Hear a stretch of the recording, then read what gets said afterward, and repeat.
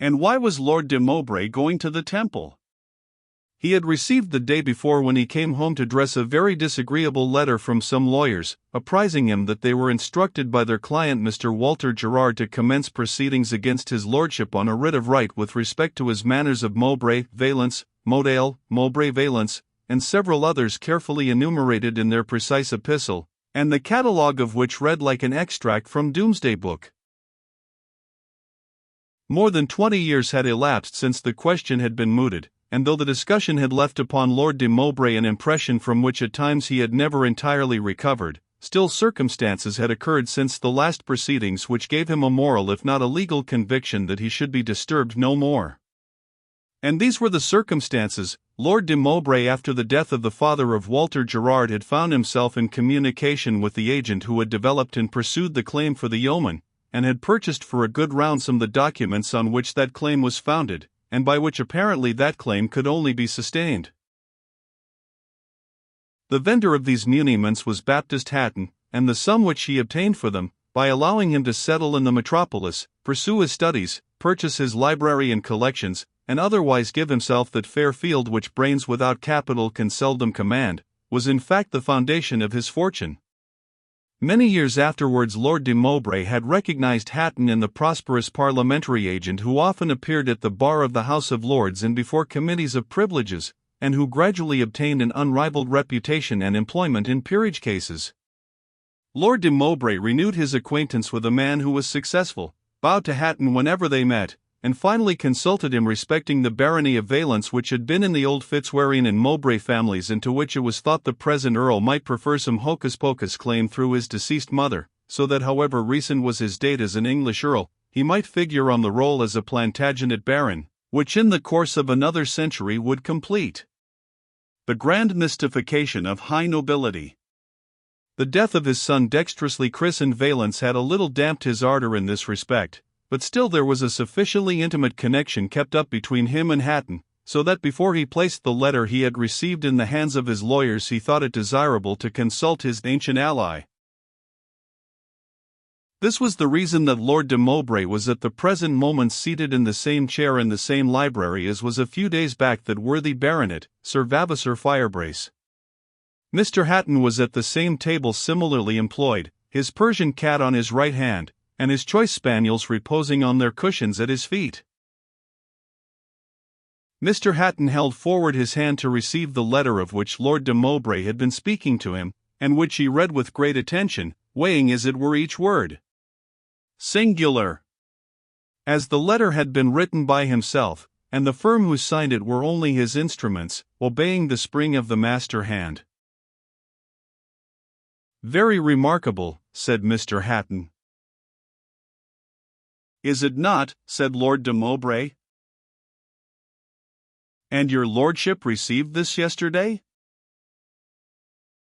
Yesterday. I lost no time in communicating with you. Jub and Jinks, continued Mr. Hatton, musingly, surveying the signature of the letter. A very respectable firm. That makes it more strange, said his lordship. It does, said Mr. Hatton. A respectable firm would hardly embark in such a proceeding without some show of pretext, said Lord de Mowbray. Hardly, said Mr. Hatton. But what can they have? Urged his lordship. What indeed? Said Mr. Hatton.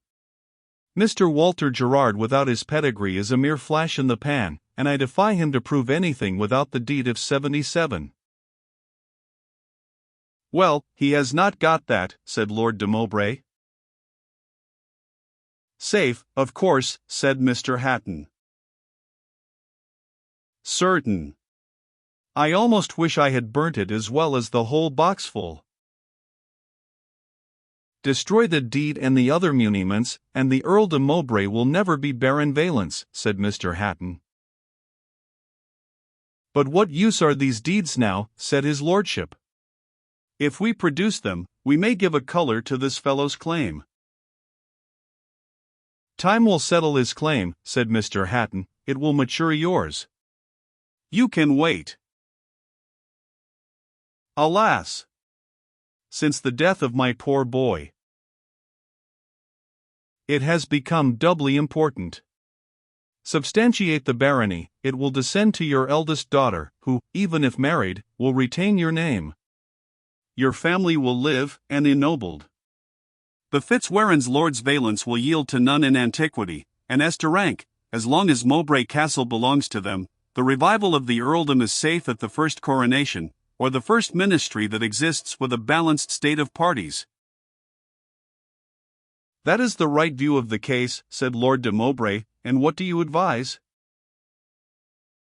Be calm, and you have nothing to fear.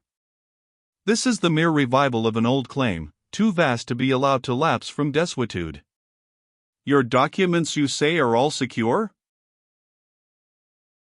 Be sure of that. They are at this moment in the muniment room of the great tower of Mowbray Castle, in the same iron box and in the same cabinet they were deposited. When, by placing them in your hands, said Mr. Hatton, finishing a sentence which might have been awkward, I had the extreme satisfaction of confirming the rights and calming the anxieties of one of our ancient houses. I would recommend your lordship to instruct your lawyers to appear to this writ as a matter of course. But enter into no details, no unnecessary confidence with them. They are needless. Treat the matter lightly, especially to them. You will hear no more of it. You feel confidence? Perfect. Walter Gerard has no documents of any kind. Whatever his claim might be, good or bad, the only evidence that can prove his pedigree is in your possession, and the only use to which it ever will be put, will be in due time to seat your grandson in the House of Lords.